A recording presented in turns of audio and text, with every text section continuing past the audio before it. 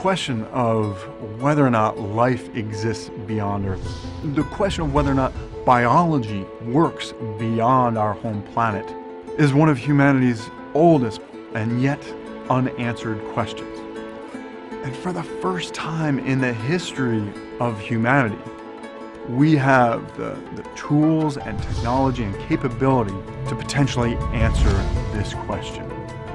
And we know where to go to find it. Jupiter's ocean world, Europa.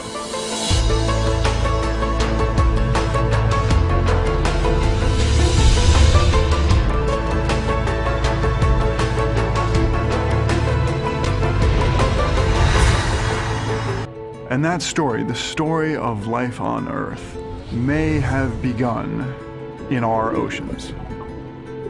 And that's because, of course, if we've learned anything about life on Earth, it's that where you find the liquid water, you generally find life.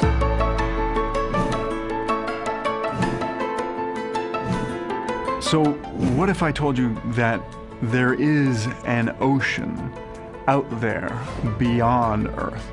An ocean in our solar system that has been in existence for billions of years. It's an ocean that is perhaps 10 times as deep as Earth's ocean.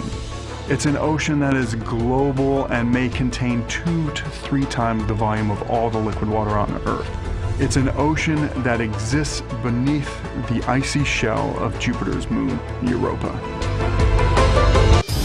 Europa is the most likely place to find life in our solar system today because we think there's a liquid water ocean beneath its surface. Now we know that on Earth, everywhere that there's water, we find life.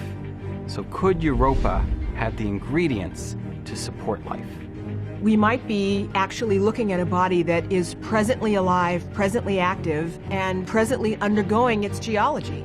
There is too much evidence right now lying around on the surface, the red stuff, that suggests that something's going on there. Is that an environment that is habitable for any sort of life form? By golly, we really have got to go back and figure that out.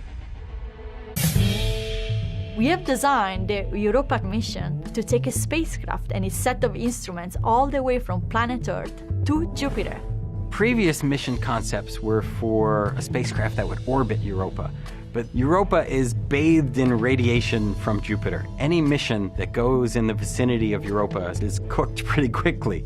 Instead, we're looking at a mission that will orbit Jupiter, make close flybys of Europa, and then zip out of the high radiation region. This allows us to have a mission that's many years long and to collect and transmit lots and lots of data. As Europa orbits Jupiter, it flexes, and we could measure the gravitational change of Europa by encountering Europa at different points in its orbit. On a typical flyby, we would turn on our remote sensing instruments, we would image the surface, we would interrogate the surface with spectroscopy, and we would do the same thing on the way out. And we would essentially rinse and repeat, and do this many, many times until we understand Europa globally. Images from the Hubble Space Telescope tells us that Europa might be erupting plumes of water high into space. If that's true, then we could fly through those plumes with a spacecraft and literally taste it to understand the composition of Europa's interior. If it does have the ability to harbor life, how does that work exactly? We'll have enough instrumentation to really pinpoint exactly how the mechanisms would work for replenishing the nutrients in a subsurface ocean. We used to think that in order for a world to be habitable, you had to be at just the right distance from the sun or whatever your star was, such that you could have a liquid water ocean on the surface. Now, along with liquid water, life as we know it needs 2 other keystones. The first is the building blocks for life, the stuff you find in rocks. And the second is some form of energy to help power life. And here's where Europa is a real game changer. It is far, far out from the sun, and yet it's got this liquid water ocean. And the reason that Europa has liquid water is because it's orbiting Jupiter, and the tidal tug and pull causes Europa to flex up and down, and all that tidal energy turns into mechanical energy, which turns into friction and heat that helps maintain this liquid water ocean beneath an icy shell. Along with helping maintain liquid water, we think that tidal energy may also allow that ocean to interact with rocks on Europa's seafloor. And it may even give rise to things like hydrothermal vents, which could help provide not just the building blocks for life, but also the energy for life. Estimates of the thickness of the ice shell range between 2 and 30 kilometers, 1.2 and 18.6 miles, and is a major barrier any lander will have to overcome in order to access areas we think have a chance of holding biosignatures representative of life on Europa, said Andrew Dombard, Associate Professor of Earth and Environmental Sciences at the University of Illinois at Chicago. The group performed a concept study for a nuclear-powered TUNNELBOT that can penetrate the ice shell and reach the top of Europa's ocean while carrying devices and instruments that can be used to search for signs of life or extinct life.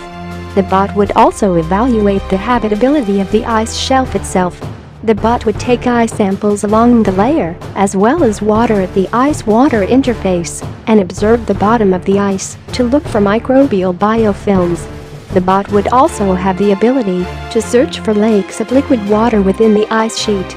The researchers consider two designs for their bot, one powered by a small nuclear reactor and the other powered by general-purpose heat source bricks, radioactive heat source modules designed for space missions.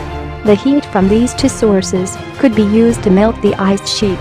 The communications would be provided by a chain of repeaters connected to the robot by fiber optic cables. NASA routinely sponsors concept studies to test where technology is needed to answer important questions in the solar system. Perhaps no question is more significant than, is there life elsewhere? And Europe is one of the best places to look. It remains to be seen if a tunneling mission is scheduled and if so, whether one of these designs is selected remains to be seen.